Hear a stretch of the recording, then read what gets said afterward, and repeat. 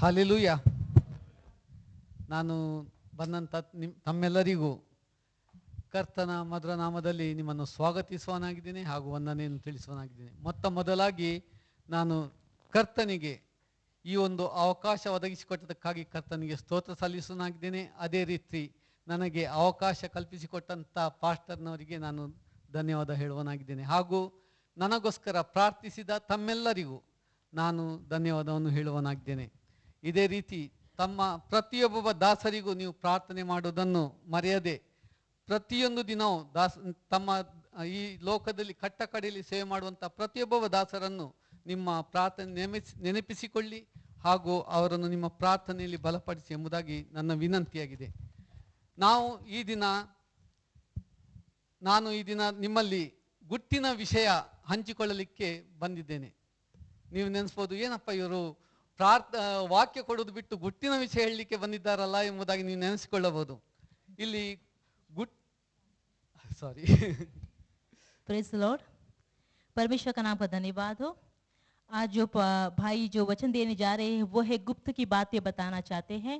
आप सोच सकते हैं कि किस बारे में, ये प्रार्थना के बारे में या वचन के बारे में छोड़कर गुप्त की बातें बताना चाहते हैं, लेकिन ये परमेश्वर के विषय में गुप्त की बातें बताना चाहते हैं। गुट्टु अंदरे ಏನು? गुप्त की बातें मतलब क्या है? ಗುಟ್ಟು ಎಂಬುದಾಗಿ ಹೇಳುವಾಗ ಅದು ರಹಸ್ಯವಾದ ವಿಷಯ ಎಂಬುದಾಗಿ ನಾವು ತಿಳಿದುಕೊಳ್ಳಬಹುದು. और गुप्त की बातें मतलब है कि रहस्य की बातें। ಗುಟ್ಟಿನ ವಿಷಯ ಯಾರಲ್ಲಿ ಹೇಳಿಕೊಳ್ಳಬಹುದು? और गुप्त की बातें किससे हम बोल सकते हैं?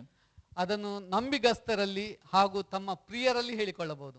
और हम देखते हैं ऐसे बातें जो हम सिर्फ जो हमारे विश्वास योग्य होते हैं या हमारे प्रिय होते हैं उनसे बताते हैं। ಹಾಗಾದ್ರೆ ಕರ್ತನು ನಮ್ಮಲ್ಲಿ ಗುಟ್ಟಿನ ವಿಷಯ ಹೇಳಿಕೊಳ್ಳಬೇಕಾದ್ರೆ ನಾವು ನಂಬಿಗಸ್ತರಾಗಿದ್ದೇವಲ್ಲ? इसका मतलब है प्रभु हमसे अगर गुप्त की बातें बोलना चाहते हैं तो हम विश्वास योग्य है। ಹಾಗೂ ಅಲ್ಲದೆ ನಾವು ಕರ್ತನ ಪ್ರಿಯರೂ ಕೂಡ ಆಗಿದ್ದೇವೆ. और इतना ही नहीं, हम कह सकते हैं कि हम परमेश्वर की प्रिय भी हैं। Amen, amen.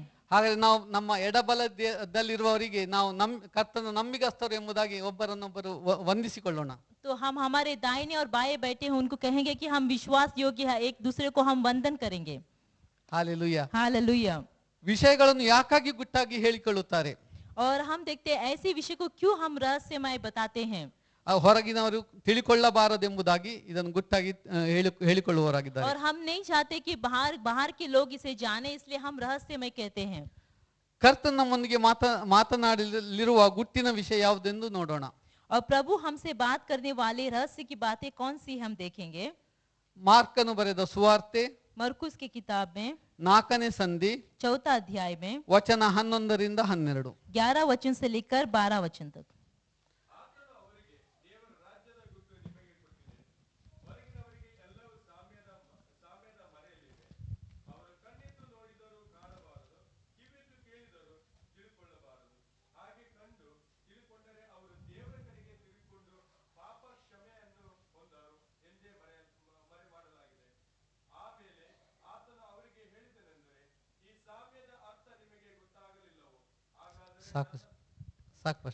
उसने उनसे कहा, तुमको तो परमेश्वर के राज्य के भेद की समझ दी गई है, परंतु बाहर वालों के लिए सब बातें दृष्टांतों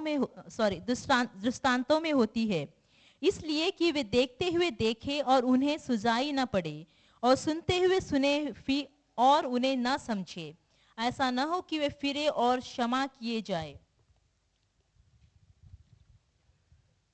ವಚನದ ಆರಂಭದಲ್ಲಿ ಹೀಗೆ ಬರೆಯಲ್ಪಟ್ಟಿದೆ, और वचन के आरंभ में इस तरह लिखा है, ಆತನು ಅವರಿಗೆ ಎಂಬುದಾಗಿ. वहाँ लिखा है कि उसने उनसे।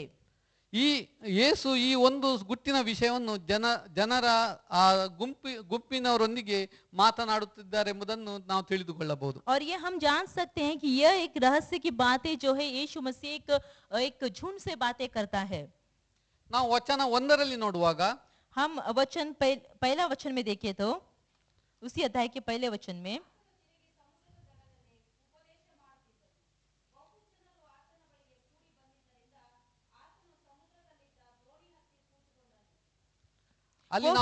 वो फिर झील के किनारे उपदेश देने लगा, और ऐसी बड़ी भीड़ उसके पास इकट्ठी हो गई कि वे झील में एक नाव पर चढ़कर बैठ गया, और सारी भीड़ भूमि पर झील के किनारे खड़ी रही।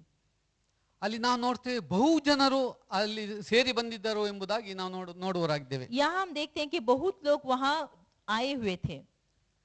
ನಾವು ನೋಡುವಾಗ ನಾವು 4 ಸುವಾರ್ಥ ಪುಸ್ತಕದಲ್ಲಿ ನೋಡುವಾಗ हम 4 उपदेश की किताब में अगर देखें तो ಅಲ್ಲಿ ಕೆಲವು ಜಾಗದಲ್ಲಿ 5,000 ಜನರು, वहाँ लिखा है कि कई जगह पे ऐसा लिखा है कि 5,000 लोग, ಕೆಲವು ಜಾಗದಲ್ಲಿ 4,000 ಜನರು, और कई जगह पर ऐसा लिखा है कि 4,000 लोग, ಕೆಲವು ಸ್ಥಳದಲ್ಲಿ ನಾವು ಗುಂಪು ಅವರನ್ನು ಹಿಂಪಾಲಿಸುತ್ತಿತ್ತು ಎಂಬುದನ್ನು ನಾವು ಓದುವವರಾಗಿದ್ದೇವೆ. और कई जगह पर ऐसा लिखा है कि बड़ी भीड़ उसका पीछा करते थे. ಕರ್ತನ 3.5 ವರ್ಷ ಸೇವೆಯಲ್ಲಿ ಹಲವಾರು ಜನ ಆತನನ್ನು ಹಿಂಬಾಲಿಸುತ್ತಿರುವುದನ್ನು ನಾವು ಅಲ್ಲಿ ನೋಡುವವರಾಗಿದ್ದೇವೆ. हम देखते प्रभु की 3.5 वर्ष की सेवकाई में अनेक लोग उसका पीछा करते थे. ಅವರು याकोस्कर ಆತನನ್ನು ಹಿಂಬಾಲಿಸುತ್ತಿದ್ದಾರೆ ಎಂಬುದಾಗಿ ನೋಡಬೇಕಾದ್ರೆ वो क्यों उसके पीछा करते थे हम देखे तो ಕೆಲವರು ಆರೋಗ್ಯಕ್ಕೋಸ್ಕರ, कई लोग हम देखते आरोग्यता के लिए पीछा करते थे, ಕೆಲವರು ಬಂಧನದಿಂದ ಬಿಡುಗಡೆಗೋಸ್ಕರ, और कई लोग हम देखते हैं बंधन से छुटकारा पाने के लिए पीछा करते थे, ಕೆಲವರು ತಮ್ಮ ಸಮಾಧಾನವನ್ನು ಕಳೆದುಕೊಂಡು ಆ ಸಮಾಧಾನ ಪಡೆದುಕೊಳ್ಳುವುದಕ್ಕೋಸ್ಕರ, और कई लोग हम देखते जो समाधान उन्होंने खोया था उसे पाने के लिए पीछा करते थे, ಕೆಲವರು ಕರ್ತನ ಆ ಪರಲೋಕ ರಾಜ್ಯದ ಬಗ್ಗೆ ತಿಳಿದುಕೊಳ್ಳುವುದಕ್ಕೋಸ್ಕರ ಹಿಂಬಾಲಿಸುವುದನ್ನು ನಾವು और कई ನೋಡುವರಾಗಿದ್ದೇವೆ. लोग परमेश्वर के राज्य के बारे में जानने के लिए उसका पीछा करते थे. ಇಲ್ಲಿ ಇಷ್ಟು ಜನ ಗುಂಪು ಜನ ಸೇರಿಕೊಳ್ಬೇಕಾದ್ರೆ ಈ ಸಮಯದ ಹಾಗೆ ಆಗ ಟೆಲಿಫೋನ್ ಆಗ್ಲಿ, ಯಾವ ಟಿವಿ ಆಗ್ಲಿ ಅಥವಾ ಕರಪತ್ರವಾಗಲಿ ಇರಲಿಲ್ಲ. और उस समय में इतने लोग उसका पीछा करने का मतलब हम देखते हैं उस समय में ना तो रेडियो या तो टीवी या कोई ऐसा नहीं था कि वो लोग पीछा कर सके, ಅಥವಾ ಈ ಸಮಯದಾಗೆ ಯಾವ ಒಂದು ಟ್ರಾನ್ಸ್ಪೋರ್ಟ್ ಸಹ ಇರಲಿಲ್ಲ, और इस समय के अनुसार हम देखते हैं ट्रांसपोर्ट भी नहीं था, ಜನಸಂದಣಿ ಸಹ ಇರಲಿಲ್ಲ, और उतने ही लोग हम देखते हैं लोग उनका पीछा करे ऐसा कोई समूह भी नहीं था.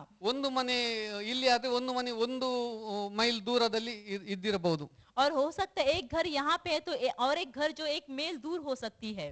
ಆದ್ರೆ ಆ ಸಮಯದಲ್ಲಿ ಒಬ್ಬರನ್ನೊಬ್ಬರು ಪ್ರೀತಿಸುವುದನ್ನು ನಾವು ಇದರಲ್ಲಿ ಕಂಡುಕೊಳ್ಳಬಹುದು. लेकिन हम जान सकते हैं कि उस समय में ऐसा था कि लोग एक दूसरे से प्रेम करते थे. ದೇವರ ವಾಕ್ಯದಲ್ಲಿ ಬರೆಯಲ್ಪಟ್ಟಿದೆ, ಕಡೆ ದಿನಗಳಲ್ಲಿ ಪ್ರೀತಿ ತಣ್ಣಗಾಗುವುದು ಎಂಬುದಾಗಿ ದೇವರ ವಾಕ್ಯದಲ್ಲಿ ಬರೆಯಲ್ಪಟ್ಟಿದೆ. और परमेश्वर के वचन में ऐसा लिखा है कि अंत दिनों में प्रेम जो है बहुत ही कम होगा. ನನ್ನ ಬಾಲ್ಯದಲ್ಲಿ ನೋಡುವಾಗ और जब भाई छोटे थे तो हम देखते हैं उनके बचपन के समय में कहते हैं, ನಾನು ಉಡುಪಿಯಲ್ಲಿ ನೆಲೆಸುವನಾಗಿದ್ದೇನೆ. और वो उडुपी के रहने वाले हैं. ಅಲ್ಲಿ ಒಂದು ಮನೆಯಲ್ಲಿ ಮದುವೆ ಕಾರ್ಯ ನಡೆಯುವುದಾದ್ರೆ अगर वहाँ के एक घर में अगर शादी है तो ಆ ಒಂದು ವಾರದಿಂದಲೇ ಆ ಮನೆಯಲ್ಲಿ ಹಬ್ಬದ ರೀತಿಯಲ್ಲಿ ನಡೆಸಲ್ಪಡುತ್ತದೆ. और एक हफ्ते से उसमें ऐसा त्योहार के जैसे मनाते थे. ಎಲ್ಲ ಊರಿನವರು ಅಲ್ಲಿ ಬಂದು ಒಬ್ಬರಿಗೊಬ್ಬರು ಸಹಾಯಿಸುತ್ತಾ ಇರುವುದನ್ನು ನಾನು ನೋಡಿದ್ದೇನೆ. और वो देखते थे कि एक पूरा गांव के लोग वहां आके एक दूसरे को मदद करते थे. ನನ್ನ ತಂದೆ ಹ್ಯಾಂಡ್ಲೂಮ್ ಚಲಾಯಿಸುವವರಾಗಿದ್ರು. और इनके पिताजी जो हैंडलूम चलाने वाले थे. ಹ್ಯಾಂಡ್ಲೂಮ್ ಎಲ್ಲಿದೆ ಎಲ್ಲರಿಗೂ ಗೊತ್ತಲ್ಲ, और सबको मालूम है हैंडलूम मतलब क्या है. ಸೀರೆ ಮಾಡುವುದು, ಮಗ್ಗ. और हम देखते हैं जैसे कि धागा बनाना और साड़ी बनाना. ಈ ಕೆಲಸದಲ್ಲಿ ಅವರ ನೂಲು ಖಾಲಿ ಆದ್ರೆ और ऐसे कामों में होता जब उनका धागा जो खत्म हो जाता था, ಆ ಕೆಲಸದಲ್ಲಿ ಅವರೊಂದಿಗೆ ಕೆಲಸ ಮಾಡುವವರು ಬೇರೆ ಬೇರೆ ಮನೆಗಳಲ್ಲಿ, और उनके साथ जो काम करने वाले दूसरे लोग जो थे, ಅವರು ತಮ್ಮ ಮನೆಗೆ ಬಂದು ಇವರಿಗೆ ಸಹಾಯ ಮಾಡುತ್ತಿದ್ರು. और वो उनके घर में आकर उनकी सहायता करते थे. ಅಲ್ಲಿ ಅವರ ಪ್ರೀತಿಯನ್ನು ನಾನು ನೋಡುತ್ತಿದ್ದೆ. ನಾನಾಗ ಸಣ್ಣವನಾಗಿದ್ದೆ. और तब ये छोटे थे, उनका प्रेम को ये देखते थे. ಆದರೆ ಈಗಿನ ಸಮಯ ನೋಡುವಾಗ, लेकिन अब का समय अगर देखे तो ಬದಿ ಮನೆಯವರಿಗೆ ಗೊತ್ತಿಲ್ಲ ಅಲ್ಲಿ ಬದಿಯಲ್ಲಿ ಯಾರಿದ್ದಾರೆ ಎಂಬುದಾಗಿ. उनके जो वहां रहने वाले व्यक्ति को नहीं मालूम कि उनका पड़ोसी कौन है. ಅಂದರೆ ಪ್ರೀತಿ ಎಂಬುದು ಅಷ್ಟು ತಣ್ಣಗಾಗಿ ಹೋಗಿದೆ. इसका मतलब कि प्रेम इतना कम हो चुका है. ಆ ಸಮಯದಲ್ಲಿ ಆ ಪ್ರೀತಿ ಇರುವುದರಿಂದ, और उस समय में ऐसा प्रेम होने के कारण ಅಲ್ಲಿ ಒಬ್ಬರಿಗೊಬ್ಬರು ಹೇಳುತ್ತಿದ್ರು ಯೇಸು ಸ್ವಾಮಿ ಇಂಥ ಸ್ಥಳದಲ್ಲಿ ಬಂದಿದ್ದಾರೆ ಎಂಬುದಾಗಿ. और एक दूसरे से कहते थे कि यीशु मसीह जगह पे आए हैं. ಅದು ಒಬ್ಬರಿಂದ ಒಬ್ಬರಿಗೆ ಹೋಗಿ ಅದು ಹಾಗೆ ಜನಸಂದಣಿ, ಆ ಜನರ ಗುಂಪು ಸೇರಿಕೊಳ್ಳುವುದನ್ನು ನಾವು ಇಲ್ಲಿ ನೋಡಿಕೊಳ್ಳಬಹುದು. और एक दूसरे से वैसा वो समाचार फैलते हुए हम देखते हैं वहाँ भीड़ जो जमा हो जाती थी. ನನ್ನದು ಒಂದು ನಿಮ್ಮಲ್ಲಿ ಪ್ರಶ್ನೆ. और भाई का एक प्रश्न है. ನಾವು ಈ ವರ್ಷದಲ್ಲಿ ನವೆಂಬರ್ ತಿಂಗಳಲ್ಲಿ 3 ದಿನದ ಸುವಾರ್ಥ ಕೂಟವನ್ನು ಮಾಡಲಿಕ್ಕೆ ನಾವು ಅದು ನಿಮಗೆಲ್ಲರಿಗೂ ತಿಳಿದಿದೆ. और जैसा कि आप जानते हैं इस साल में 3 दिन का सुसमाचार का जो हम देखते हैं सभा आयोजन करने का सब जानते हैं.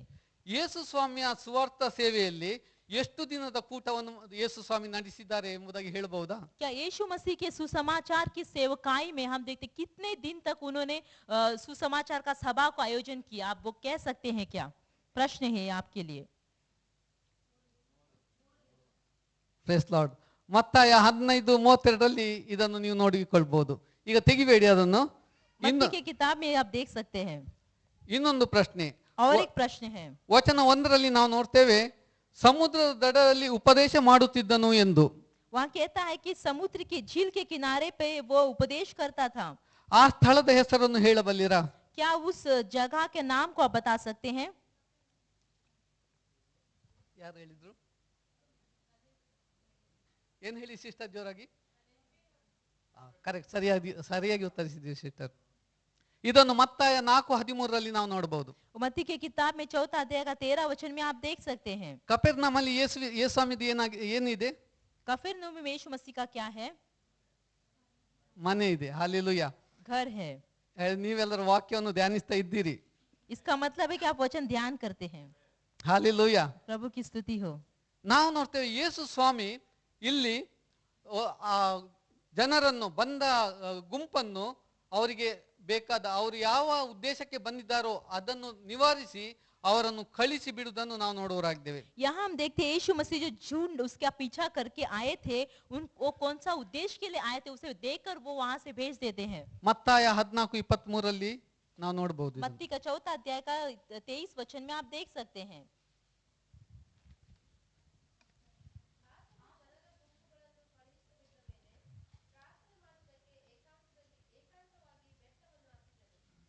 ಇಲ್ಲಿ ಕರ್ತನು ಜನರ ಗುಂಪನ್ನು ಅವರು ಯಾವ ಕಾರ್ಯಕ್ಕೆ ಆರೋಗ್ಯಕ್ಕೋಸ್ಕರ ಬಂದಿರುವುದಾದ್ರೆ ಅವರಿಗೆ ಆರೋಗ್ಯವನ್ನು ಕೊಟ್ಟು, ಯಾರಿಗೆ ಯಾವುದೇ ಕೊರತೆ ಇರುವುದಾದ್ರೆ ಆ ಕೊರತೆಯನ್ನು ನೀಗಿಸಿ, ಆ ದಿನದಲ್ಲಿ ಆತನು ಎಲ್ಲಾ ಕಾರ್ಯವನ್ನು ಮುಗಿಸಿ ಜನರ ಗುಂಪನ್ನು ಕಳುಹಿಸಿ ಆತನು ಪ್ರಾರ್ಥನೆಗೋಸ್ಕರ ಅಲ್ಲಿ ಬೆಟ್ಟವನ್ನು ಹತ್ತಿದನು ಎಂಬುದಾಗಿ ನೋಡುವರಾಗಿದ್ದೇವೆ.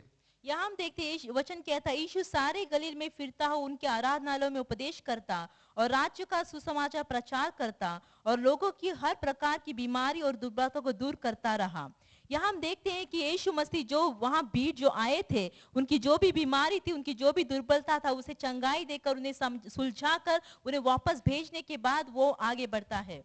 ನಾವು ವಚನ 10 ನೋಡುವಾಗ 10वां वचन में देखते समय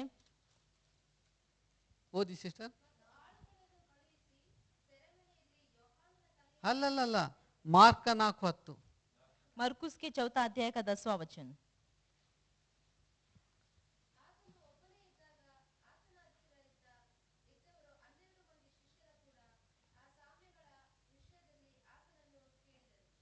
जब वो अकेला रह गया तो उसके साथियों ने उन 12 समेत उससे इन दृष्टांतों के विषय में पूछा। ಯೇಸು ಸ್ವಾಮಿ ಎಲ್ಲರನ್ನು ಕಳುಹಿಸಿ ಆತನು ವಿಶ್ರಾಂತಿಗೋಸ್ಕರ ಬೆಟ್ಟವನ್ನು ಏರಿ ಪ್ರಾರ್ಥನೆಗೋಸ್ಕರ ಒಬ್ಬಂಟಿಗನಾಗಿ ಇರುವಾಗ ಅಲ್ಲಿ ಈ ಶಿಷ್ಯರು, ಇಲ್ಲಿ ನೋಡ್ತೇವೆ ನಾವು ಯಾರ್ಯಾರು ಹೋದ್ರು ಆತನ ಬಳಿಗೆ ಕೇಳಲಿಕ್ಕೆ, ಗುಟ್ಟಿನ ವಿಷಯದ ಬಗ್ಗೆ ಕೇಳಲಿಕ್ಕೆ 12 ಮಂದಿ ಶಿಷ್ಯರು ಹೋದದ? ಸರಿಯಾಗಿ ಅದನ್ನು ಗಮನಿಸಿ ಆ ವಾಕ್ಯವನ್ನು. वहां उसका जो गुप्त की बातें सुनने के लिए कौन कौन गए? ಆತನು ಒಬ್ಬನೇ ಇದ್ದಾಗ ಆತನ ಹತ್ತಿರ ಇದ್ದವರು 12 ಮಂದಿ ಶಿಷ್ಯರು ಕೂಡ ಆ ಸಾಮ್ಯಗಳ ವಿಷಯದಲ್ಲಿ ಆತನನ್ನು ಕೇಳಿದರು.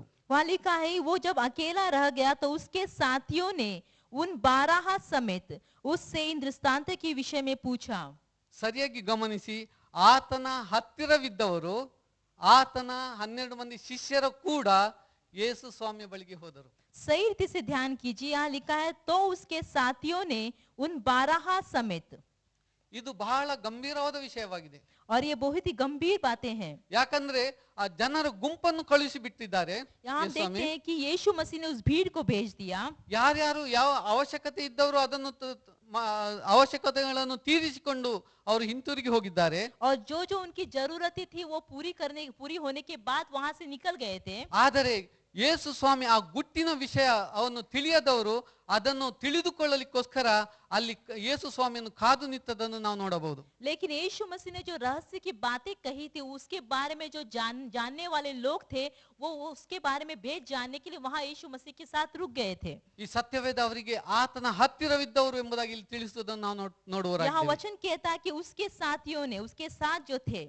ಪ್ರಿಯ ಸಹೋದರ ಸಹೋದರಿ, प्यारे भाई बहनों, ನಾವೇನಾಗಿದ್ದೇವೆ? हम क्या हैं? ಆ ಗುಂಪಿನವರಾಗಿದ್ದೇವೋ ಅಥವಾ ಆತನ ಹತ್ತಿರದಲ್ಲಿದ್ದವರಾಗಿದ್ದೇವೋ? हम क्या उस झुंड के लोग हैं या हम उसके साथ रहने वाले लोग हैं? ನಮ್ಮನ್ನು ನಾವು हम ಪರೀಕ್ಷಿಸಿಕೊಳ್ಳಬೇಕಾಗಿದೆ. अपने आप को परखना है, ಯಾಕಂದರೆ ಕರ್ತನು ಹೊರಗಿನ ತೋರಿಕೆಯನ್ನು ನೋಡುವಂತವನಲ್ಲ. क्योंकि प्रभु जो है बाहर के बातों को नहीं देखता. ನಮ್ಮ ಅಂತರಾಳವನ್ನು ಆತನು ನೋಡುವಂತವನಾಗಿದ್ದಾನೆ. वो हमारे अंतरेंद्रिय को देखता है. ನಾವು ಆತನ ವಾಕ್ಯದ ದಾಹದಿಂದ ಬಂದಿದ್ದೇವೋ ಅಥವಾ ನಮ್ಮ ನಮ್ಮ ಅವಶ್ಯಕತೆಗಳನ್ನು ತೀರಿಸಿಕೊಳ್ಳುವುದಕ್ಕೆ ಬಂದಿದ್ದೇವೋ ಎಂಬುದನ್ನು ಆತನು ತಿಳಿದಾತನಾಗಿದ್ದಾನೆ. वो हमारे जो प्यास को बुझाने के लिए आए हैं या हमारी जरूरत को पूरा करने के लिए आए, वो जानता है. ಯಾವಾಗ ನಮ್ಮ ಅವಶ್ಯಕತೆಗಳನ್ನು ನಾವು ತೀರಿಸಿಕೊಳ್ಳಲಿಕ್ಕೆ ಬರುವುದಾದ್ರೆ, जब हमारी जरूरत को पूरा करने के लिए हम आते हैं तो ನಮ್ಮ ಖಾಲಿ ಅವಶ್ಯಕತೆಗಳು ತೀರಿಸಲ್ಪಡುತ್ತದೆ. हमारी जरूरतें सिर्फ पूरी हो जाती है. ಆದರೆ ಪರಲೋಕ ರಾಜ್ಯದ ಆ ಗುಟ್ಟುಗಳು ನಮಗೆ ಸಾಮ್ಯವಾಗಿಯೇ ಇರುತ್ತವೆ. लेकिन स्वर्ग की राज्य की जो रहस्य की बातें वो हमारे लिए दृष्टांती रह जाते हैं. ಕೆಲವು ಸಲ ನಾವು ನೆನೆಸ್ತೇವೆ, ನನ್ನ ಅವಶ್ಯಕತೆಗಳು ತೀರಿದ್ರೆ ಸಾಕು. कई बार हम सोचते हैं कि हमारी जरूरतें पूरी हो तो काफी है. ಈ ವಾಕ್ಯದ ಭಾಗ ನನಗೆ ಅದು ತಿಳಿದಿದ್ರೆ ಚಿಂತಿಲ್ಲ, ಅದು ಬದಿಯವರಿಗೆ ತಿಳಿಸ್ತದೆ ಎಂಬುದಾಗಿ. ये वचन की बातें जो मुझे नहीं मालूम पड़े तो कोई बात नहीं, मेरे पड़ोसी को मालूम पड़ेगा तो काफी है. ಪಾಸ್ಟರ್ ಸುನಿಲ್ ರವರು ಯಾವಲ್ಸು ಹೇಳ್ತಿದ್ರು, पासवान सुनील हमेशा कहते हैं, ಒಬ್ಬ ವಾಕ್ಯ ಕೇಳುವವನು ಒಬ್ಬ ತಲೆಯನ್ನು ಆಚೆ ಈಚೆ ಮಾಡ್ತಿದ್ನಂತೆ. एक वचन सुनने वाले व्यक्ति अपने सर को इस तरह घुमाते थे. ಯಾಕೆ ಆತನ ಯಾಕೆ ಹಾಗೆ ಮಾಡುತ್ತಿ ಎಂಬುದಾಗಿ ಕೇಳುವಾಗ, ಅದು ನೀವು ಹೇಳುವ ವಾಕ್ಯ ಅದು ನನಗಲ್ಲ, ಅದು ಇನ್ನೇವನಿಗೆ ಹೋಗ್ಲಿ ಎಂಬುದಾಗಿ. तब पासवान ने पूछा, आप ऐसा क्यों कहते हैं? तो उसने कहा कि जो आप वो वचन सुनाते हैं मेरे लिए नहीं बल्कि मेरे पीछे है, उनके लिए जाने दो करके मैं छोड़ रहा हूँ. ಪ್ರಿಯ ಸಹೋದರ ಸಹೋದರಿ, प्यारे भाई बहनों, ನಾವು ಹಾಗಿರೋದು ಬೇಡ. हम ऐसे नहीं होना ನಾವು चाहिए. ವಾಕ್ಯದ ದಾಹದಿಂದ ಬಂದಿರುವವರಾಗಿರೋಣ. हम वचन के प्यास के लिए आने वाले होना चाहिए. ಆಗ ನಮ್ಮ ಅವಶ್ಯಕತೆಗಳು ತೀರಿಸಲ್ಪಡುತ್ತದೆ. तब हमारी जरूरतें भी पूरे हो जाते हैं. ಯಾಕಂದ್ರೆ ನಾವು ವಾಕ್ಯದ ದಾಹದಿಂದ ಬರುವುದಾದ್ರೆ ನಾವು ಕರ್ತನ ಹತ್ತಿರದವರಾಗಿರುತ್ತೇವೆ. क्योंकि जब हम परमेश्वर के वचन की प्यास से आते हैं तो हम प्रभु के निकट हो जाते हैं. ಇಲ್ಲಿ ಶಿಷ್ಯರನ್ನು ಕೂಡ ಹತ್ತಿರದವರು ಎಂಬುದಾಗಿ ಇಲ್ಲಿ ತಿಳಿಸಿಲ್ಲ. यहाँ वचन में ऐसा भी नहीं लिखा है कि उनके 12 जो शिष्य थे वो भी उनके निकट थे, ऐसा नहीं लिखा है. ಆದರೆ ಯಾರು ವಾಕ್ಯದ ದಾಹದಿಂದ ಆತನನ್ನು ಭೇಟಿಯಾಗಲು ಅಲ್ಲಿ ಕಾದಿದ್ದರೋ ಅವರಿಗೆ ಹತ್ತಿರದವರು ಎಂಬುದಾಗಿ ಅಲ್ಲಿ ಬರೆಯಲ್ಪಟ್ಟಿದೆ. लेकिन जो वचन के प्यास से उसको मिलने के लिए वहां रुके थे, उनके बारे में कहता है कि उसके निकट थे. ಹಾಲೆಲೂಯಾ. हालेलुया. ನಾನು ನೆನೆಸ್ತೇನೆ, ಇವರು ಶಿಷ್ಯರಲ್ಲಿ ಬಂದು ಕೇಳಿದ್ದಿರಬಹುದು, और भाई सोचते हैं कि उन्होंने इसके बारे में शिष्यों से भी पूछा होगा.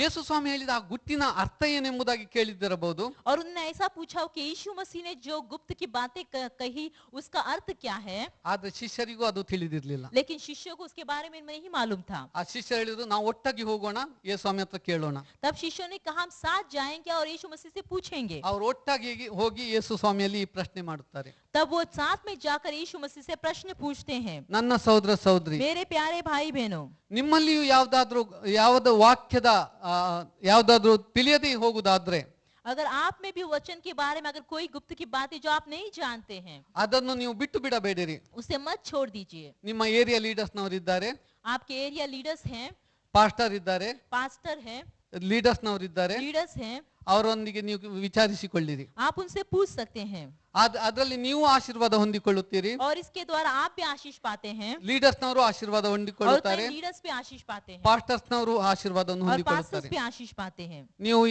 ನೀವು ಇದನ್ನು ಆಲಸ್ಯ ಮಾಡಬೇಡಿರಿ. आप उसे अलग से नहीं करना चाहिए. ಯಾವ ರೀತಿಯಾಗಿ ಕರ್ತನ ಹತ್ತಿರ ಇಲ್ಲಿ ಅವರು ದಾಹದಿಂದ ಕಾದಿದ್ದರೋ और जिस तरह हम देखते हैं प्रभु के लिए वो प्यास से वहां रुके थे, ಅದೇ ರೀತಿ ನಾವುಗಳು ಕೂಡ ದಾಹದಿಂದ ಕಾದಿರೋಣ.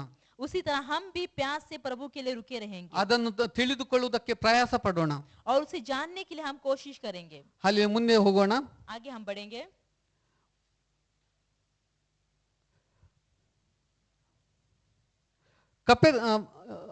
ವಚನ 11ರಲ್ಲಿ ನಾವು ನೋಡುವಾಗ और वचन 11 में हम देखते समय ದೇವರ ರಾಜ್ಯದ ಗುಟ್ಟು ನಿಮಗೆ ಕೊಟ್ಟಿದೆ. और वचन कहता है परमेश्वर के राज्य की भेद की समझ तुम्हें दी गई है। ದೇವರ ರಾಜ್ಯದ ಗುಟ್ಟು ಏನೆಂಬುದಾಗಿ ನಾವು ನೋಡೋಣ. परमेश्वर का राज्य का भेद क्या है हम देखेंगे। ಮತ್ತಾಯ 5:3 ನೋಡುವಾಗ मत्ती की किताब में 5वां अध्याय 3रा वचन,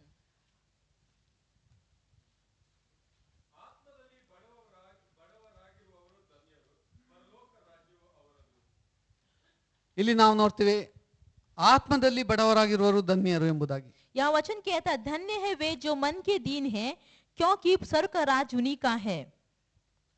ನಾವು ನೋಡ್ತೇವೆ ಹಲವಾರು ವಿಷಯದಲ್ಲಿ ಬಡವರು ಎಂಬುದಾಗಿ ನೋಡುವಾಗ ನಾವು ಬಡತನವನ್ನು ನಾವು ಬಯಸುವವರಲ್ಲ. और जैसा कि हम देखते हैं गरीब ऐसा कहते समय हम गरीबीपन को चाहते ऐसा नहीं है। ನಾವು ಇಂಗ್ಲಿಷ್ ಭಾಷೆಯಲ್ಲಿ ನಾವು ನೋಡುವಾಗ ಆತನು ಕಲಿಯುವುದರಲ್ಲಿ ತುಂಬಾ ಪೂವರ್ ಆಗಿದ್ದಾನೆ ಎಂಬುದಾಗಿ. और इंग्लिश भाषा में ऐसा कहते हैं कि वो पढ़ाई में बहुत ही पीछे कहने के लिए वो कहते हैं पुअर है। ಹಾಗೆ ಕೆಲವು ವಿಷಯಕ್ಕೆ ಅದನ್ನು ಹೊಂದಾಣಿಸಿ ಪೂವರ್ ಎಂಬುದಾಗಿ ಅಲ್ಲಿ ಬರುತ್ತದೆ. और कई बातों को वो ऐसा मिलाकर वो पुअर ऐसा शब्द यूज करते हैं, उपयोग करते हैं। ಆ ರೀತಿಯಾದ ಬಡತನ ಇಲ್ಲಿ ಹೇಳುವುದಲ್ಲ. और इस बारे में ऐसा गरीबीपन के बारे में नहीं कहता, ಇಲ್ಲಿ ಆತ್ಮದಲ್ಲಿ ಬಡವರು ಎಂಬುದಾಗಿ ಹೇಳುವುದನ್ನು ನಾವು ನೋಡುವರಾಗಿದ್ದೇವೆ. यहाँ कहता है कि जो मन के दीन है। ಆತ್ಮದಲ್ಲಿ ಬಡವರು ಎಂದರೆ ಏನು? मन के दीन है इसका मतलब क्या है?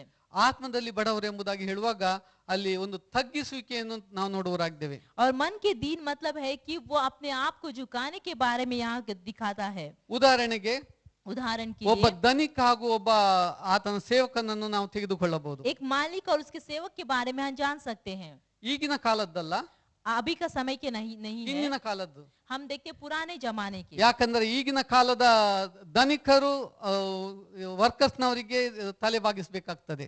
लेकिन क्योंकि अभी का जो है हम देखते हैं मालिक जो है वो जो सेवक उनके सामने सर झुकाना पड़ता है। ಯಾಕೆಂದ್ರೆ ಇನ್ಕ್ಲಾಬ್ ಎಂಬುದಾಗಿ ಬೊಬ್ಬೆ ಹೊಡೆಯುವುದನ್ನು ನಾವು ನೋಡುವರಾಗಿದೆ. ಸ್ಟ್ರೈಕ್ ಬಾಂಬೆ ನಾವು ಇಂಡಿಯಾದಲ್ಲಿ नहीं तो वो हल्ला मचा देते हैं।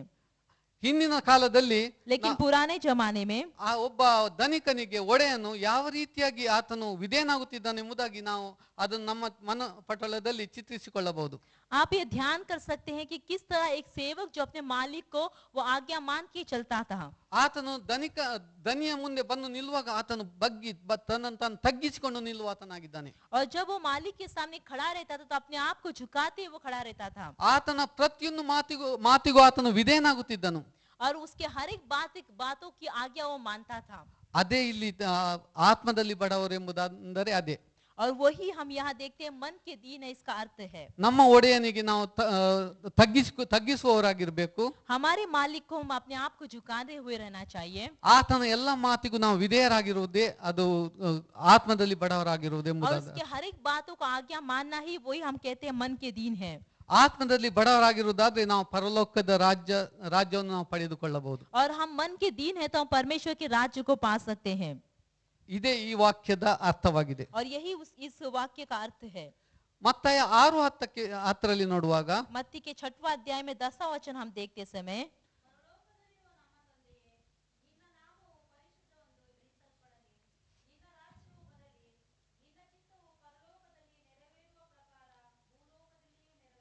ಸಾಕು ಸಿಸ್ಟರ್. तेरा राज्य आए, तेरी इच्छा जैसी स्वर्ग में पूरी होती है वैसे ही पृथ्वी पर भी पूरा हो। ಇಲ್ಲಿ ನಿನ್ನ ರಾಜ್ಯವು ಬರಲಿ ಎಂಬುದನ್ನು ನಾವು ನೋಡುವರಾಗಿದ್ದೇವೆ. यहाँ हम देखते हैं तेरा राज्य आए। ಇದು ಒಬ್ಬ ಶಿಷ್ಯನು ये एक शिष्य जो है ಯೇಸು ಸ್ವಾಮಿಯ ಬಳಿಗೆ ಬಂದು ನನಗೆ ಪ್ರಾರ್ಥನೆ ಮಾಡುವುದನ್ನು ಕಲಿಸು ಎಂಬುದಾಗಿ ಯೇಸು ಸ್ವಾಮಿಯಲ್ಲಿ ಕೇಳಿಕೊಂಡಾಗ ಯೇಸು ಸ್ವಾಮಿ ಹೇಳಿಕೊಟ್ಟ ಒಂದು ಪ್ರಾರ್ಥನೆಯ ಒಂದು ಭಾಗವಾಗಿದೆ. यीशु मसीह के पास आकर पूछता है कि मुझे प्रार्थना करने के लिए सिखा, तब यीशु मसीह प्रार्थना करने के लिए सिखाने का एक भाग है। ನಾನು ಈ ಬಗ್ಗೆ ನಿಮ್ಮೊಂದಿಗೆ ನಾನು ಮಾತನಾಡಿದ್ದೇನೆ. और इसके बारे में भाई ने पहले भी हमसे बातें कर चुके हैं। ಈಗ ಇದರ ಈ ವಿಷಯದಲ್ಲಿ ನಾವು ನೋಡೋಣ. और इसके बारे में हम देखेंगे। ಭಾರತ ದೇಶದಲ್ಲಿ 28 ರಾಜ್ಯಗಳಿವೆ. हम देखते हैं भारत देश में 28 राज्य हैं। ನಾನು ಕರ್ನಾಟಕ ರಾಜ್ಯದವನು. और भाई जो है कर्नाटक राज्य के हैं। ರಾಜಸ್ಥಾನ್ ರಾಜ್ಯದವರು. और हम देखते हैं यहाँ हमारे बीच में भाई जो राजस्थान के ಅದೇ हैं। ರೀತಿ ಶಿಷ್ಯರನ್ನು ಇವರು ಸಿಸ್ಟರ್ ಇಲ್ಲಿ ಇಬ್ರು ಅವರು ಇದು ಯಾವುದು ಕಲ್ಕತ್ತಾದವರು. और उसी तरह हम देखते हैं ईरा सिस्टर जो हमारे बीच में कलकत्ता के हैं। ಆದ್ರೆ ನಾನು ನನ್ನ ಕರ್ನಾಟಕ ರಾಜ್ಯ ನನ್ನ ಹತ್ರಕ್ಕೆ ಬರಲಿ ಎಂಬುದಾಗಿ ಹೇಳಿದ್ರೆ ಅದು ಬರಲಾರದು. और जब अगर भाई कहते हैं कि कर्नाटक राज्य जो मेरे पास आए तो नहीं आ सकता, ನಾನೇ ಕರ್ನಾಟಕ ರಾಜ್ಯದ ಬಳಿಗೆ ಹೋಗ್ಬೇಕಾಗ್ತದೆ. लेकिन भाई कर्नाटक राज्य के पास जाना चाहिए. ಇಲ್ಲಿ ಯೇಸುಸ್ವಾಮಿ ಹೇಳ್ತಾರೆ ನಿನ್ನ ರಾಜ್ಯ ಬರಲಿ ಎಂಬುದಾಗಿ ಪ್ರಾರ್ಥನೆ ಮಾಡ್ಲಿಕ್ಕೆ ಕಲಿಸ್ತಾ ಇದ್ದಾರೆ. यहाँ यीशु मसीह सिखाता है कि किस तरह प्रार्थना करना चाहिए. वो कहता है कि तेरी राज्य आए. ಇದು ಸಾಧ್ಯವಾ? क्या ये साध्य है? संभव है? ಇದು ಸಾಧ್ಯ. ये संभव है. ನಾವು ಮುಂದೆ ನೋಡೋಣ. हम आगे देखेंगे. ಮತ್ತಾಯ 12:22-28 ತನಕ. मत्ती के 12 अध्याय में, ಮತ್ತಾಯ 12 12 ವಚನ अध्याय में 22 से 28 तक. 22-28 ತನಕ.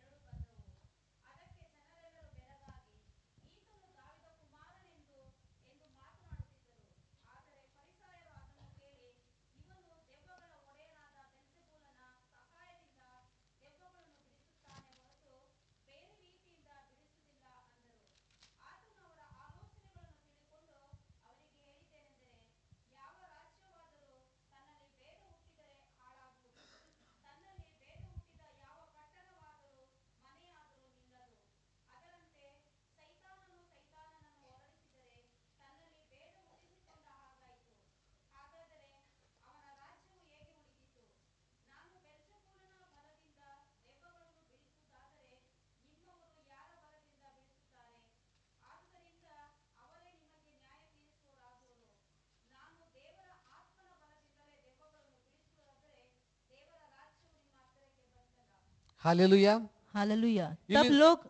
तब लोग एक अंधे गूंगे को जिसमें दुष्टात्मा थी उसके पास लाए और उसने उसे अच्छा किया और वो बोलने और देखने लगा. इस पर सब लोग चकित होकर कहने लगे, यह क्या दाऊद की संतान है? परंतु फरीसियों ने यह सुनकर कहा, यह तो दुष्टात्माओं के सरदार बालजबूल की सहायता से के बिना दुष्टात्माओं को नहीं निकालता.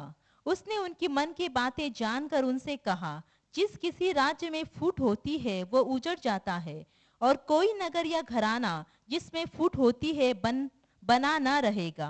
और यदि शैतान की शैतान को निकाले तो वह अपना ही विरोधी हो गया है, फिर उसका राज्य कैसे बना रहेगा? भला यदि मैं शैतान की सहायता से दुष्टात्माओं को निकालता हूँ तो तुम्हारे वंश किसकी सहायता से निकालते हैं? इसलिए वे ही तुम्हारा न्याय करेंगे. पर यदि मैं परमेश्वर की आत्मा की सहायता से दुष्टात्मा को निकालता हूँ तो परमेश्वर का राज्य तुम्हारे पास आ पहुंचा है. ಇಲ್ಲಿ ನಾವು ನೋಡುವರಾಗಿದ್ದೇವೆ, यहाँ हम देखते हैं ಯೇಸು ಸ್ವಾಮಿ ಇಲ್ಲಿ ಆರೋಗ್ಯವನ್ನು ಕೊಡುತ್ತಿರುವುದನ್ನು ನಾವು ನೋಡ್ತಾ ಇದ್ದೇವೆ. यहाँ यीशु मसीह आरोग्यता को देता है. ಆಗ ಅಲ್ಲಿ ಇದ್ದ ಫರಿಸಾಯರು ಯೇಸು ಸ್ವಾಮಿಯ ವಿರುದ್ಧ ಅಲ್ಲಿ ದೂಷಿಸುವುದನ್ನು ನಾವು ನೋಡುವರಾಗಿದ್ದೇವೆ. हम देखते तब वहाँ जो फरीसियों में मौजूद थे वो यीशु मसीह को वहाँ दूषण करते हैं. ಅಲ್ಲಿ ನಾವು ವಾಕ್ಯ ಭಾಗದಲ್ಲಿ ಎಲ್ಲ ತಿಳ್ಕೊಂಡೆವು. ಆದರೆ ಮುಂದೆ ಯೇಸು ಸ್ವಾಮಿ ಹೀಗೆ ಹೇಳ್ತಾ ಇದ್ದಾರೆ, ನಾನು ದೇವರ ಆತ್ಮನ ಬಲದಿಂದಲೇ ದೆವ್ವಗಳನ್ನು ಬಿಡಿಸುವುದಾದರೆ ದೇವರ ರಾಜ್ಯವು ನಿಮ್ಮ ಹತ್ತಿರಕ್ಕೆ ಬಂತಲ್ಲ ಎಂಬುದಾಗಿ. ये सब बातों को हम जान चुके हैं. यहाँ यीशु मसीह आगे कहता है कि यदि मैं परमेश्वर के राज्य परमेश्वर की सहायता से परमेश्वर की आत्मा की सहायता दुष्टात्मा को निकालता हूँ तो परमेश्वर का राज्य तुम्हारे निकट है. ಯಾಕಂದರೆ ದೇವರ ರಾಜ್ಯದಲ್ಲಿ ರೋಗ ಇಲ್ಲ, क्योंकि हम देखते हैं परमेश्वर के राज्य में रोग नहीं है, ದುಃಖ ಇಲ್ಲ, दुख नहीं है, ಹಸಿವೆ ಇಲ್ಲ, हम देखते हैं भूख नहीं है, ಅಲ್ಲಿ ಸಂತೋಷವೇ ಸಂತೋಷ. वहाँ खुशी खुशी है. ಆದ್ರೆ ಇಲ್ಲಿ ನಾವು ಎಲ್ಲಿ ಆರೋಗ್ಯನ ಗುಣ ಮಾಡುತ್ತಾರೋ ಅಲ್ಲಿ ಅಲ್ಲಿ ಯೇಸುಸ್ವಾಮಿ ಹೇಳ್ತಾರೆ ಅಲ್ಲಿ ದೇವರ ರಾಜ್ಯ ಬಂತಲ್ಲ ಎಂಬುದಾಗಿ ಹೇಳುವುದನ್ನು ನಾವು ನೋಡ್ತಾ ಇದ್ದೇವೆ. और जहाँ हम देखते हैं परमेश्वर जहाँ वहाँ चंगाई होता है वहाँ परमेश्वर का राज आ चुका है ना, ऐसा यीशु मसीह कहता है. ನಮ್ಮ ಸಭೆಯಲ್ಲಿ ಹೋದ ಈ ತಿಂಗಳಿನಿಂದ ತಿಂಗಳ ಮೊದಲನೇ ಶುಕ್ರವಾರದಂದು ಇಲ್ಲಿ ಡೆಲಿವರೆನ್ಸ್ ಹಾಗೂ ಆರೋಗ್ಯ ರೋಗವನ್ನು ಗುಣಪಡಿಸುವಂತ ಆರಾಧನೆ ನಡೆಸಲ್ಪಡುತ್ತದೆ. और जैसा कि हम जानते हैं कि हमारे कलीसिया में इस महीने के पहले हफ्ते में हमने देखा कि आराधना चला था वो चंगाई और हम देखते हैं छुटकारे का आराधना था. ಹೋದ ಸಲ ತುಂಬಾ ಮಂದಿ ಪ್ರೇಯರಿಗೆ ಬಂದಿದ್ರು. और उतना ही ने अनेक लोग प्रार्थना के लिए आए थे. ನಮ್ಮ ಪಾಸ್ಟರ್ನವರು ಪ್ರಾರ್ಥಿಸಿದ್ರು. और उसी तरह हमारे पासवान ने प्रार्थना किया. ನಾನೆಂತೇನೆ ಎಲ್ಲರೂ ಆಶೀರ್ವಾದವನ್ನು ಹೊಂದಿಕೊಂಡಿದ್ದಾರೆ. और जैसा कि भाई सोचते हैं कि अनेक लोगों ने आशीष पाई है, ಯಾಕಂದ್ರೆ ವಾಕ್ಯದ ನಾವು ಮಾರ್ಕ 16:20 ನಾವು ನೋಡುವಾಗ क्योंकि वचन में हम देखते समय मार्कुस की किताब में 16 अध्याय में 20 ವಚನ 20वां 20ನೇ वचन ವಚನ. में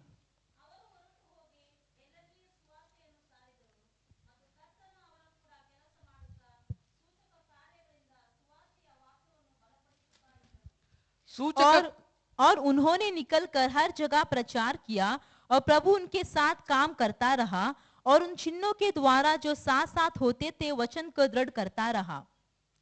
ಅಲ್ಲಿ ನಾವು ನೋಡ್ತೇವೆ ಯಾವಾಗ ಸುವಾರ್ತೆ ಸಾರುತ್ತಾ ಅಲ್ಲಿ ಪಾಸ್ಟರ್ನವರು ಪ್ರಾರ್ಥನೆ ಅವರ ತಲೆಯ ಮೇಲೆ ಕೈ ಇಟ್ಟು ಪ್ರಾರ್ಥನೆ ಮಾಡುವಾಗ ಅಲ್ಲಿ ಕರ್ತನು ಅಲ್ಲಿ ಕಾರ್ಯವನ್ನು ಕೆಲಸ ಮಾಡುತ್ತಾನೆ ಎಂಬುದಾಗಿ ಇಲ್ಲಿ ವಾಕ್ಯದಲ್ಲಿ ಬರುವುದನ್ನು ನಾವು ನೋಡುವರಾಗಿದ್ದೇವೆ. यहाँ वचन में लिखा है जब सुसमाचार सुनाने के बाद वहाँ प्रार्थना किया जाता है तब प्रभु जो है वहाँ कार्य करता है. ಅಲ್ಲಿ ಸೂಚಕ ಕಾರ್ಯಗಳಿಂದ ಸುವಾರ್ತೆಯ ವಾಕ್ಯವನ್ನು ಬಲಪಡಿಸುತ್ತಾನೆ ಎಂಬುದಾಗಿ ನಾವು ನೋಡುವರಾಗಿದ್ದೇವೆ. यहाँ लिखा है कि अद्भुत कामों के द्वारा चिन्हों के द्वारा परमेश्वर जो सुसमाचार को दृढ़ करता था. ಆ ಸಮಯದಲ್ಲಿ ಪರಲೋಕ ರಾಜ್ಯವು ಯಾರಿಗೆ ಆರೋಗ್ಯವನ್ನು ಪಡೆದುಕೊಂಡರೋ ಅವರ ಬಳಿಗೆ ಬಂತು ಎಂಬುದಾಗಿ ನಾವು ವಾಕ್ಯ ಭಾಗದಲ್ಲಿ ನೋಡುವರಾಗಿದ್ದೇವೆ. तो ये हम देखते हैं कि उस समय में जिन्होंने चंगाई को पाया था उनके पास परमेश्वर का राज्य आ चुका था. हालेलुया. हालेलुया. प्रकटने 3:20 ನೋಡುವಾಗ प्रकटीकरण की किताब में 3रा अध्याय 20वां वचन में हम देखें तो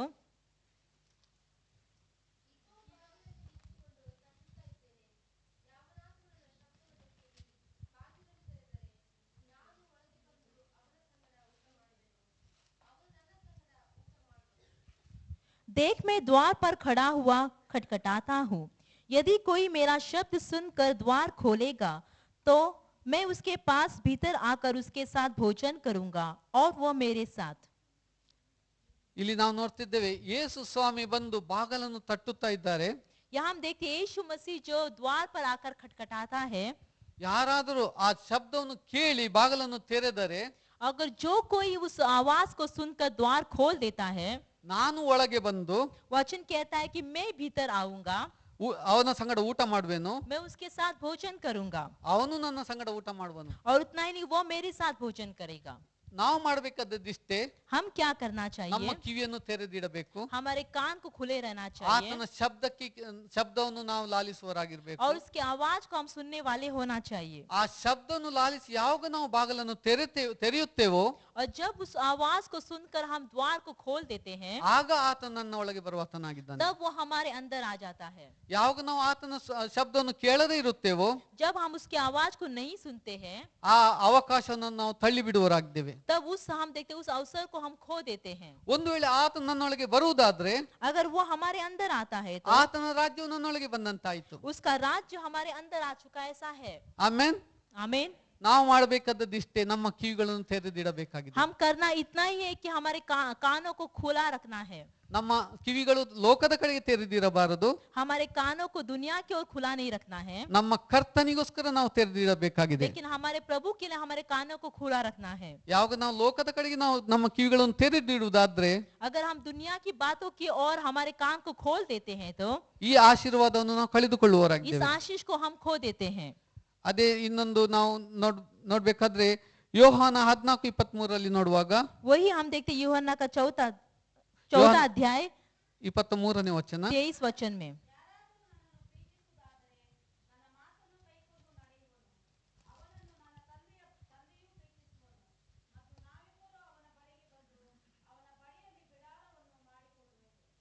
यीशु ने उसको उत्तर दिया, यदि कोई मुझसे प्रेम रखेगा तो वो मेरे वचन को मानेगा और मेरा पिता उससे प्रेम रखेगा और हम उसके पास आएंगे और उसके साथ वास करेंगे. ಇಲ್ಲಿ ನಾವು ನೋಡ್ತೇವೆ, ಇಲ್ಲಿ ಯಾರ ನನ್ನನ್ನು ಪ್ರೀತಿಸುವುದಾದರೆ यहाँ हम देखते हैं वचन कहते यीशु मसीह कहता है कि जो कोई मुझसे प्रेम रखता है ನನ್ನ ಮಾತನ್ನು ಕೈಕೊಂಡು ನಡೆಯುವನು, वो मेरी आज्ञाओं को मानता है, करता है, पूरा करता है.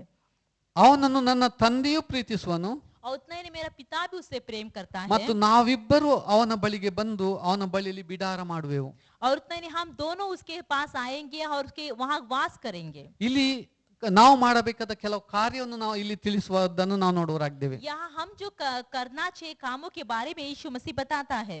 ನಾವು ಆತನನ್ನು ಪ್ರೀತಿಸಬೇಕು हम उससे प्रेम करना चाहिए ಹಾಗೂ ಆತನ ಮಾತನ್ನು ಕೈಕೊಂಡು ನಡೆಯಬೇಕು. और उतना ही उसके आज्ञाओं को मानकर चलना है। ಆತನ ಮಾತು ಎಲ್ಲಿದೆ? और उसकी आज्ञा क्या है?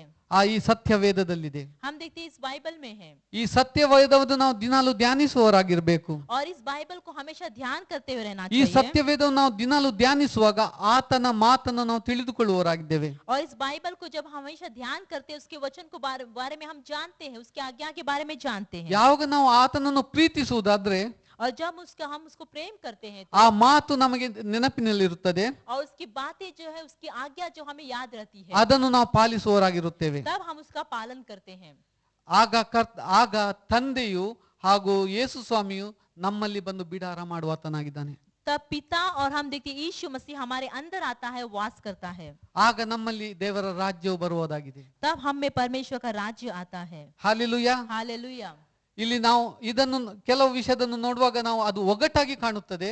और कई बातों को हम देखें तो रहस्य की बातें दिखाई देती है। ಯಾವಾಗ ನಾವು ಕರ್ತನ ಬಳಿಗೆ ಬಂದು ಆ ರಹಸ್ಯವನ್ನು ನಾವು ಕೇಳಿಕೊಳ್ಳುವಾಗ, ನಾವು ಅದನ್ನು ನಾವು ತಿಳಿದುಕೊಳ್ಳುವಾಗ ಅದರಲ್ಲಿ ಹಲವಾರು ಆಶೀರ್ವಾದಗಳನ್ನು ನಾವು ಹೊಂದಿಕೊಳ್ಳುವವರಾಗಿದ್ದೇವೆ. जब हम प्रभु के पास आते हैं, उस रहस्य के बारे में हम जानकारी को पाने की कोशिश करते हैं, तो हर अनेक बातों को हम जान जाते हैं। ಈ ವಾಕ್ಯವನ್ನು ನಾನು ಸಿದ್ಧಪಡಿಸುವಾಗ ನಾನು ತುಂಬಾ ಆಶೀರ್ವಾದವನ್ನು ಪಡೆದುಕೊಂಡವನಾಗಿದ್ದೇನೆ. और भाई जब इस वचन के बारे में ध्यान करे तो बहुत आशीषों को उन्होंने पाया। ಹಾಲೆಲೂಯಾ. हालेलुया। ಮುಂದಕ್ಕೆ ಹೋಗೋಣ. आगे हम बढ़ेंगे। ಯೋಹಾನ 3:5 ನೋಡುವಾಗ, यूहन्ना के 5वां अध्याय के 3रा वचन में हम देखेंगे। 3रा ಮೂರನೇ अध्याय के ಸಂಧಿ 5वां वचन में, सॉरी।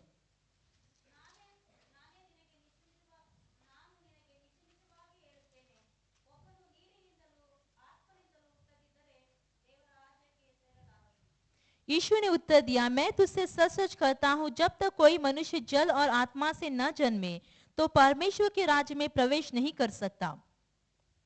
ಇಲ್ಲಿ ನಿಕೋದೇಮನೆಂಬ ಒಬ್ಬ ಮನುಷ್ಯನು यहाँ हम देखते निकोदेमुस ऐसा जो व्यक्ति था, ಯೇಸು ಸ್ವಾಮಿಯ ಬಳಿಗೆ ಬಂದು, यीशु मसीह के पास आकर, ಬೋಧಕನೇ ನಾನು ದೇವರ ರಾಜ್ಯಕ್ಕೆ ಸೇರ್ಬೇಕಾದ್ರೆ ಏನ್ ಮಾಡ್ಬೇಕೆಂಬುದಾಗಿ ಕೇಳಿದಾಗ, वो पूछता है कि उपदेशक में अगर परमेश्वर के राज्य में प्रवेश करना है तो मुझे क्या करना चाहिए। ಯೇಸು ಸ್ವಾಮಿ ಇಲ್ಲಿ ಹೇಳಿದ ಮಾತಾಗಿದೆ. यीशु मसीह तब ये बातें को वहाँ कहता है। ನಿಕೋದೇಮನು ಇಸ್ರಾಯೇಲ್ಯರ ಒಬ್ಬ ಬೋಧಕನಾಗಿದ್ನು. हम देखते निकोदेमुस जो था वो एक गुरु था इस्राएल लोगों का। ಆತನು ಯೇಸು ಸ್ವಾಮಿ ಹತ್ರ ಕೇಳ್ತಾ ಇದ್ದಾನೆ, ನಾನು ಏನ್ ಮಾಡ್ಬೇಕು ಎಂಬುದಾಗಿ. और वो यीशु मसीह से पूछता है कि मैं क्या करना चाहिए। ಅದಕ್ಕೆ ಯೇಸು, ನಾನು ನಿಜವಾಗಿ ಹೇಳುತ್ತೇನೆ, ಒಬ್ಬನು ನೀರಿನಿಂದಲೂ ಆತ್ಮನಿಂದಲೂ ಹುಟ್ಟದಿದ್ದರೆ ದೇವರಾಜ್ಯಕ್ಕೆ ಸೇರಲಾರನು ಎಂಬುದಾಗಿ. तब यीशु मसीह कहता है कि मैं तुमसे सच सच कहता हूँ, जब तक कोई मनुष्य जल और आत्मा से न जन्मे तो परमेश्वर के राज्य में प्रवेश नहीं कर सकता। ಇಲ್ಲಿ ನೀವುಗಳು ಕೂಡ ತುಂಬಾ ಚಂಚಲರಾಗಿರಬಹುದು. ऐसे आप भी बहुत ही चंचल हो सकते हैं। ಹೇಳಿದ್ರೆ ಆತ್ಮದಲ್ಲಿ ಬಡವರಾಗಿರೋ ಧನ್ಯರು, ಪರಲೋಕ ರಾಜ್ಯ ಅವರದು ಎಂಬುದಾಗಿ ನೋಡಿ ಕೇಳಿದೆವು. जैसा कि हमने सुना कि जो अब मन के दीन है परमेश्वर का राज्य उनका है। ನಿನ್ನ ರಾಜ್ಯ ಬರ್ಬೇಕಾದ್ರೆ ನಾವು ಏನೇನ್ ಮಾಡ್ಬೇಕೆಂಬುದಾಗಿ ತಿಳಿದುಕೊಂಡೆವು. और परमेश्वर का राज्य आना है तो हम क्या करना चाहिए हमने जाना।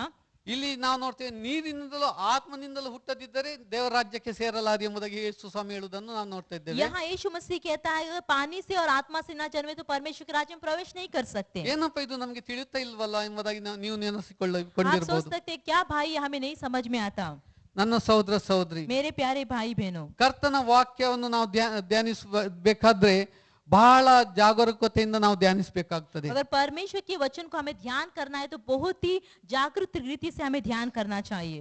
ಅದನ್ನು ಬಹಳ ಅರ್ಥಗರ್ಭಿತವಾಗಿ ನಾವು ತಿಳಿದುಕೊಳ್ಳಬೇಕಾಗಿದೆ. और उसे बहुत ही अर्थ समझ कर हमें जानना है।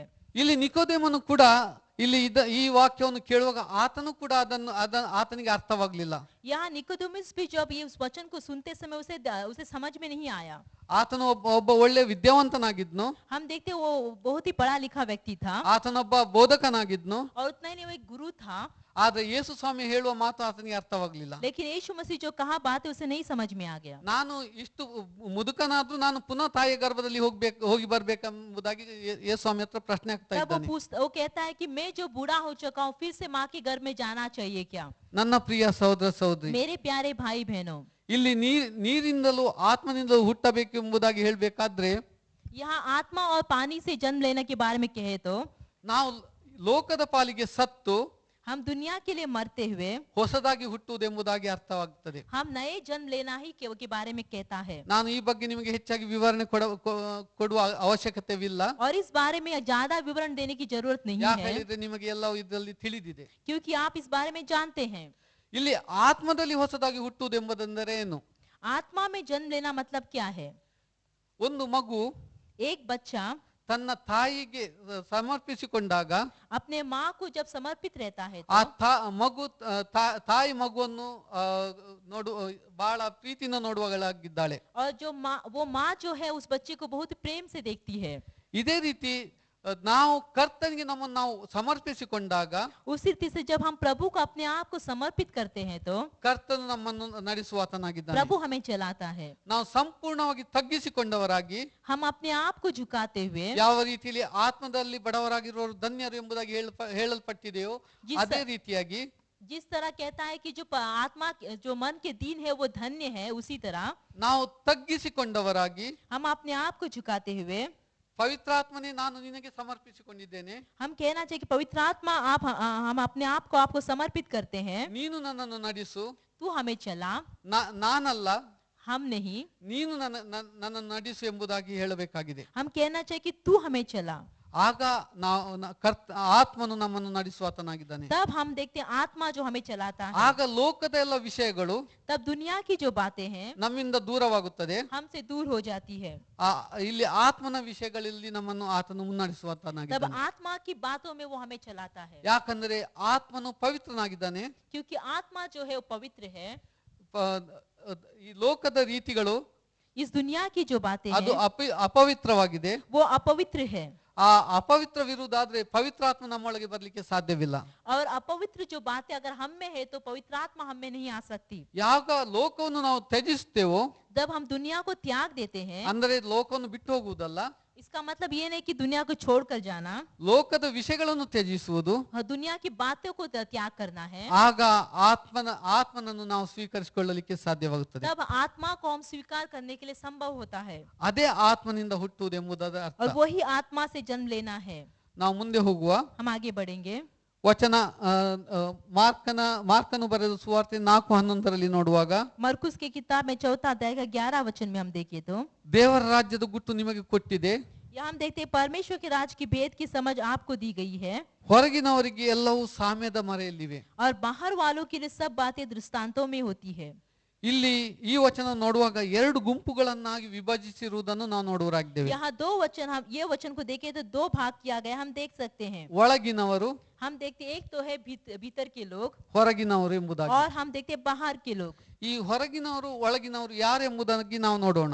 और ये भीतर के लोग कौन है और बाहर के लोग कौन हम देखेंगे। ಮತ್ತಾಯನು ಬರೆದ ಸುವಾರ್ತೆ मत्ती के किताब में 25ನೇ ಸಂಧಿ 25वां अध्याय ವಚನ 1ರಿಂದ 13. और पहला वचन से लेकर 13 वचन तक।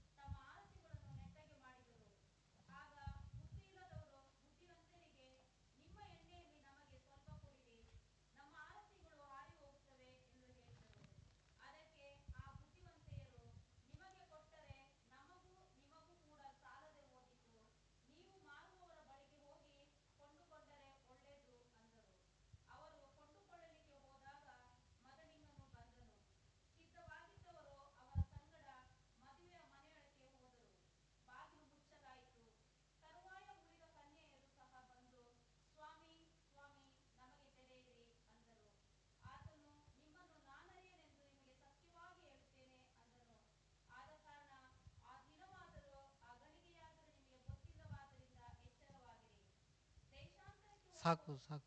स्वर्ग का राज्य उन 10 कुंवारियों के समान होगा जो अपनी मशालें लेकर दूल्हे के भेंट करने को निकली। उनमें 5 मूर्ख और 5 समझदार थी। मूर्खों ने अपनी मशालें तो ली, परंतु अपने साथ तेल नहीं लिया, परंतु समझदारों ने अपनी मशालों के साथ अपनी कुप्पियों में तेल भी भर लिया। जब दूल्हे के आने में देर हुई तो वे सब ऊँघने लगी और सो गई। आधी रात को धूम मची, देखो दूल्हा आ रहा है, उससे भेंट करने के लिए चलो। तब वे सब कुंवारियां उठकर अपनी मशालें ठीक करने लगी। और मूर्खों ने समझदारों से कहा, अपने तेल में से कुछ हमें भी दो, क्योंकि हमारी मशालें बुझी जा रही है। परंतु समझदारों ने उत्तर दिया, कदाचित यह हमारे और तुम्हारे लिए पूरा न हो। भला तो यह है कि तुम बेचने वालों के पास जाकर अपने लिए मोल ले लो। जब वे मोल लेने को जा रही थी तो दूल्हा आ पहुंचा, और जो तैयार थी वे उसके साथ विवाह के घर में चली गई और द्वार बंद किया गया। इसके बाद वे दूसरी कुंवारियां भी आकर कहने लगी, हे स्वामी, हमारे लिए द्वार खोल दे। उसने उत्तर दिया, मैं तुमसे सच कहता हूँ, मैं तुम्हें नहीं जानता, इसलिए जागते रहो, क्योंकि तुम ना उस दिन को जानते हो ना उस घड़ी को। ಇಲ್ಲಿ ನಾವು ನೋಡ್ತೇವೆ, यहाँ हम देखते हैं 10 ಮಂದಿ ಕನ್ಯೆಯರು 10 कुंवारियों के बारे में। ಮದಲಿಂಗನನ್ನು ಕಾಯುತ್ತಿರುವುದನ್ನು ನಾವು ನೋಡ್ತಾ ಇದ್ದೇವೆ. वो दूल्हे का इंतजार कर रहे थे, ಅವರು ಆರತಿಗಳನ್ನು ತೆಗೆದುಕೊಂಡು ಕಾಯುತ್ತಾ ಇದ್ದಾರೆ. और हम देखते हैं वो दिवट लेकर वो वहाँ रुके थे। ನನ್ನ ಪ್ರಿಯ ಸಹೋದರ ಸಹೋದರಿ, मेरे प्यारे भाई बहनों, ನಾವು ಯಾರನ್ನು ಕಾಯ್ತಾ ಇದ್ದೇವೆ? हम किसका इंतजार कर रहे हैं? ನಾವುಗಳು ಕೂಡ ಕರ್ತನ ಎರಡನೇ ಬರಣವನ್ನು ಕಾಯುತ್ತಾ ಇದ್ದೇವೆ. हम भी प्रभु का दूसरी आगमन के बारे में इंतजार कर रहे हैं। ಆಮೆನ್, आमीन, ಹಾಲೆಲೂಯಾ. हालेलुया। ಇಲ್ಲಿ ನಾವು ನೋಡ್ತೇವೆ 5 ಮಂದಿ ಕನ್ಯೆಯರು यहाँ हम देखते हैं 5 जो कुंवारियां थी ಬುದ್ಧಿವಂತೆಯರು ಇದ್ರು. वो समझदार थी, 5 ಮಂದಿ ಕನ್ಯೆಯರು ಬುದ್ಧಿ ಇಲ್ಲದವರಾಗಿದ್ರು. और जो 5 थी वो मूर्ख थे। ಇಬ್ಬರು ಕೂಡ ಅವರು ಆರತಿಗಳನ್ನು ತೆಗೆದುಕೊಂಡು ಕಾಯುತ್ತಿದ್ರು. और वो 10 जो कुंवारी हम देखते हैं वो मशाले लेकर वहाँ प्रभु का इंतजार, दूल्हे का इंतजार कर रहे थे। ಆದ್ರೆ ಬುದ್ಧಿವಂತೆಯರು, लेकिन जो समझदार थी, ಎಣ್ಣೆ ಸಮೇತವಾಗಿ ಅವರು ಕಾಯುತ್ತಿದ್ರು. हम देखते हैं वो मशाले लेकर तेल लेकर वहाँ रुके ಆ थे। ಬುದ್ಧಿ ಇಲ್ಲದವರು, लेकिन वो जो मूर्ख थे, ಆ ಬುದ್ಧಿ ಇಲ್ಲದ ಅವರು ಎಣ್ಣೆ ಇಲ್ಲದೆ ಅವರು ಅಲ್ಲಿ ಕಾಯುವುದನ್ನು ನಾವು वो ನೋಡುವರಾಗಿದ್ದೇವೆ. तेल ना लेते वहाँ रुके हुए थे। ಇಲ್ಲಿ 10 ಮಂದಿ ಕೂಡ ಒಟ್ಟಿಗೆ ಕಾಯ್ತಾ ಇದ್ದಾರೆ. यहाँ हम देखते हैं 10 जो कुंवारियां साथ में वह इंतजार कर रहे थे। ಅಂದರೆ सभೆಯ ಒಳಗೆ ಇದ್ದಾರೆ ಅವರು. इसका मतलब है कि कलीसिया के अंदर ही थे। ವಾಕ್ಯದಲ್ಲಿ ಬರೆಯಲ್ಪಟ್ಟಿದೆ ಹೊರಗಿನವರು ಎಂಬುದಾಗಿ. और वचन में कहता है, इसका मतलब है कि वचन में कहता है कि बाहर के लोगों के बारे में, ಹೊರಗಿನವರಿಗೆ ಅದು ಸಾಮ್ಯದ ರೂಪವಾಗಿದೆ ಎಂಬುದಾಗಿ ಹೇಳುವುದನ್ನು ನಾವು ನೋಡ್ತಾ ಇದ್ದೇವೆ. और बाहर के लोगों को दृष्टांत के रूप में ऐसा वचन कहता है। ಅದು ಬುದ್ಧಿ ಇಲ್ಲದ ಕನ್ಯರಿಗೆ ಹೋಲಿಸುವಂತದ್ದಾಗಿದೆ. और हम देखते हैं वो मूर्ख कुंवारियों के बारे में बताते हैं। ಇಲ್ಲಿ ಬುದ್ಧಿವಂತರನ್ನು ನೋಡುವಾಗ, ಜ್ಞಾನೋಕ್ತಿಯಲ್ಲಿ ನೋಡುವಾಗ, ಜ್ಞಾನೋಕ್ತಿ 1ನೇ ಸಂಧಿ 7ನೇ ವಚನದಲ್ಲಿ ನೋಡುವಾಗ, यहाँ समझदार के बारे में हम देखें तो प्रोव्स की किताब में 1ನೇ ಸಂಧಿ 7ನೇ पहला ವಚನ, अध्याय में 7वां वचन में,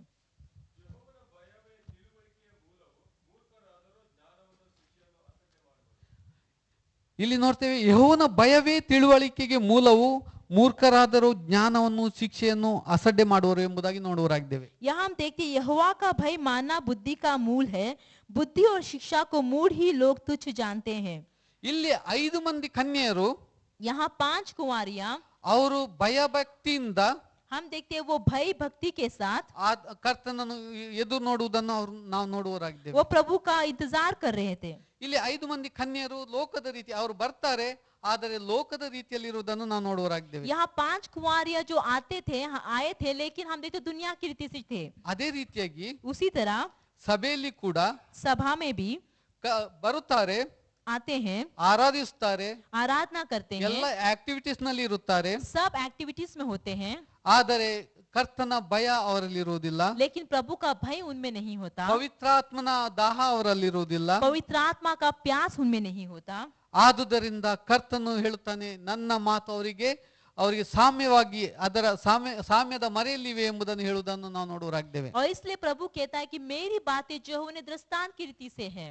ಎಂದರೆ ಯಾರು ಭಯಭಕ್ತಿಯಲ್ಲಿ ಇರುತ್ತಾರೋ, इसका मतलब है जो परमेश्वर के भय में भक्ति में होते हैं, ಅವರು ಕರ್ತನ ಸನ್ನಿಧಾನದಲ್ಲಿ ಆ ಸಾಮ್ಯವನ್ನು ಕರ್ತನಲ್ಲಿ ಕೇಳಿಕೊಳ್ಳುವವರಾಗಿದ್ದಾರೆ. और वो परमेश्वर के सम्मुख में दृष्टांत के रहस्य की बातों को पूछने वाले हैं. ಅಲ್ಲಿ ನಾವು ನೋಡ್ತೇವೆ 10ನೇ ವಚನದಲ್ಲಿ ಆತನ ಬಳಿಯಲ್ಲಿದ್ದವರು ಎಂಬುದಾಗಿ. जैसा कि हमने 10वां वचन में देखा, उसके साथ में जो थे. ಹಾಗೆ ನಾವು ಯಾವಾಗ ನಾವು ಆತನ ದಾಹದಲ್ಲಿ ಇರುತ್ತೇವೋ, और उसी तरह जब हम उसके प्यास में होते हैं, ಆತನ ಬಳಿಯಲ್ಲಿ ಇರುತ್ತೇವೆ, उसके साथ में होते हैं, ಆತನು ನಮಗೆ ಎಲ್ಲದರ ಗೂಢಾರ್ಥವನ್ನು ತಿಳಿಸುವಾತನಾಗಿದ್ದಾನೆ. तब वो हमें सब गुप्त की बातें बताता है. ಯಾವಾಗ ನಾವು ಭಯ ಭಕ್ತಿಯಲ್ಲಿ ಇರುವುದಿಲ್ಲವೋ, जब हम उसके भय में भक्ति में नहीं होते, ನಾವು ಯಾವುದೇ ಕ್ರಿಯೆಯಲ್ಲಿ ಇರುವುದಾದ್ರೂ, हम कौन सा भी काम करें तो भी, ಒಂದು ವೇಳೆ ನಾನು ಇಲ್ಲಿ ನಿಂತುಕೊಂಡು ನಿಮಗೆ ಬೋಧಿಸುವನಾಗಿದ್ದಾಗ್ಯೂ, अगर भाई यहाँ खड़ा होकर आपको उपदेश देते हैं तो भी, ನನ್ನಲ್ಲಿ ಭಯಭಕ್ತಿ ಇರದೇ ಇರುವುದಾದ್ರೆ, अगर भाई में अगर भय भक्ति नहीं है तो ನನಗೆ ಕರ್ತನ ವಿಷಯ ಅದು ಮರೆಯಾಗಿರುತ್ತದೆ. वो प्रभु की जो बातें, रहस्य की बातें इनसे छिपा हुआ होता है. ಅದೇ ಯಾವುದೇ ನಾವು ಕಾರ್ಯದಲ್ಲಿ ಇರುವುದಾದ್ರೂ, उसी तरह हम कौन सा भी काम में हो ಅದು सकते हैं, ಲೆಕ್ಕಕ್ಕೆ ಬರುವುದಿಲ್ಲ. वो हम देखते गिनती में नहीं आता. ಕರ್ತನು ಹೊರಗಿನ ತೋರಿಕೆಯನ್ನು ನೋಡುವತನಲ್ಲ, क्योंकि परमेश्वर बाहर की जो हम देखते रूप को नहीं देखता, ಆತನು ನಮ್ಮ ಒಳಗಿನ ಅಂತರಾಳವನ್ನು ನೋಡುವತನಾಗಿದ್ದಾನೆ. लेकिन वो हमारे अंदर की बातों को, हमारे हृदय को देखता है. ಆತನಿಗೆ ತಿಳಿದಿದೆ ಯಾರು ನನ್ನ ವಾಕ್ಯದ ದಾಹದಲ್ಲಿದ್ದಾರೆ ಎಂಬುದಾಗಿ, क्योंकि वो जानता है कि कौन उसके वचन के प्यासे हैं, ಯಾರು ಲೋಕದ ರೀತಿಯಲ್ಲಿದ್ದಾರೆ ಎಂಬುದಾಗಿ और ಆತನಿಗೆ वो ತಿಳಿದಿದೆ. जानता है कि कौन दुनिया की रीति से है. ನನ್ನ ಸಹೋದರ ಸಹೋದರಿ, मेरे प्यारे भाई बहनों, ನಮ್ಮನ್ನು ನಾವು ಪರೀಕ್ಷಿಸಿಕೊಳ್ಳೋಣ. हम अपने आप को परखेंगे, ನಾವು ಯಾವ ರೀತಿಯಾಗಿದ್ದೆವು. हम किस तरह हैं. ನಾವು ಸಭೆಗೆ ಬರುತ್ತೇವೆ, क्या हम कलीशा में ನಮ್ಮ आते हैं, ಆರಾಧನೆ ಎಂತದ್ದಾಗಿದೆ, हमारी आराधना कैसा है, ನಾವು ವಾಕ್ಯ ಯಾವ ರೀತಿಯಾಗಿ ಧ್ಯಾನಿಸ್ತಾ ಇದ್ದೇವೆ, हम वचन किस तरह ध्यान करते हैं, ನಮ್ಮನ್ನು ನಾವು हम ಪರೀಕ್ಷಿಸಿಕೊಳ್ಳೋಣ. अपने आप को परखेंगे. ಒಂದು ವೇಳೆ ನಾವು ಇರದೇ ಇರುವುದಾದ್ರೆ, अगर हम सही नहीं है तो ಈ ದಿನದಲ್ಲಿ ನಮ್ಮನ್ನು हम ಸರಿಪಡಿಸಿಕೊಳ್ಳೋಣ. अपने आप को इस दिन में ठीक करेंगे. ನನ್ನ ಪ್ರಿಯ ಸಹೋದರ मेरे ಸಹೋದರಿ, प्यारे भाई बहनों, ನಾವು ಎಚ್ಚೆತ್ತುಕೊಳ್ಳೋಣ. हम जागृत रहेंगे, ಯಾಕಂದ್ರೆ ಮುಂದೆ ನಾವು ನೋಡುವರಾಗಿದ್ದೇವೆ, क्योंकि आगे हम देखते हैं, ಅವರು ಕಣ್ಣಿದ್ದು ನೋಡಿದರೂ ಕಾಣಬಾರದು, वो वचन कहता है वे देखते हुए नहीं देखे, ಕಿವಿದ್ದು ಕೇಳಿದರೂ ತಿಳುಕೊಳ್ಳಬಾರದು, और उन्हें सुझाई ना पड़े, ಹಾಗೆ ಕಂಡು ತಿಳುಕೊಂಡರೆ और सुनते हुए सुने भी और न समझे, ಅವರು ದೇವರ ಕಡೆಗೆ ತಿರುಗಿಕೊಂಡು ಪಾಪ ಕ್ಷಮೆಯನ್ನು ಹೊಂದಾರು ऐसा न हो कि वे फिरे और न क्षमा किए जाएं, ಎಂದೇ और क्षमा किए जाएं. ಎಂದೇ ಮರೆ ಮಾಡಲಾಗಿದೆ. यही इसलिए इनसे छुपा हुआ है. ನನ್ನ ಪ್ರಿಯ ಸಹೋದರ मेरे ಸಹೋದರಿ, प्यारे भाई बहनों, ನಮ್ಮ ಪ್ರಭು ಯೇಸು ಕರುಣಾಮಯ್ಯಾದ ದೇವರಾಗಿದ್ದಾರೆ. हमारा प्रभु जो करुणामय परमेश्वर है. ಒಂದು ವೇಳೆ ಈ ವಾಕ್ಯಗಳನ್ನು ಮರೆಯಾಗಿಡದಿರುವುದಾದ್ರೆ, अगर ये जो दृष्टांत की बातें, रहस्य की बातें हमसे छुपी हुई है तो, ಪಾಪ ಮಾಡಿ ಬಂದು ಸ್ವಾಮಿ ನಾನು ತಪ್ಪು ಮಾಡಿದ್ದೇನೆ ಎಂಬುದಾಗಿ ಕ್ಷಮೆ ಕೇಳುವುದಾದ್ರೆ, अगर हम पाप करने के बाद हम प्रभु हमने पाप किया ऐसा क्षमा मांगे तो, ಕಣ್ಣೀರಿಡುವುದಾದ್ರೆ अगर हम आंसू बहाए तो ಯೇಸು ಸ್ವಾಮಿ ಕ್ಷಮಿಸಿ ಬಿಡುತ್ತಿದ್ರು. यीशु मसीह क्षमा करते थे. ಯಾಕಂದ್ರೆ ಇಲ್ಲಿ ನಾವು ವಾಕ್ಯ ಭಾಗದಲ್ಲಿ ನೋಡ್ತೇವೆ, ಪರಲೋಕ ರಾಜ್ಯಕ್ಕೆ ಹೋಗುವ ದಾರಿ ಅದು ಇಕ್ಕಟ್ಟು ಬಿಕ್ಕಟ್ಟು ಎಂಬುದಾಗಿ. क्योंकि वचन में हम देखते हैं स्वर्ग को जाने वाला जो रास्ता है वो बहुत ही छोटा है और बहुत ही कठिन है, ನಾಶನಕ್ಕೆ ಹೋಗುವ ದಾರಿ लेकिन जो नरक में जाने वाला जो रास्ता है ಅದು ಅಗಲವಾಗಿದೆ. वो बहुत ही बड़ा है.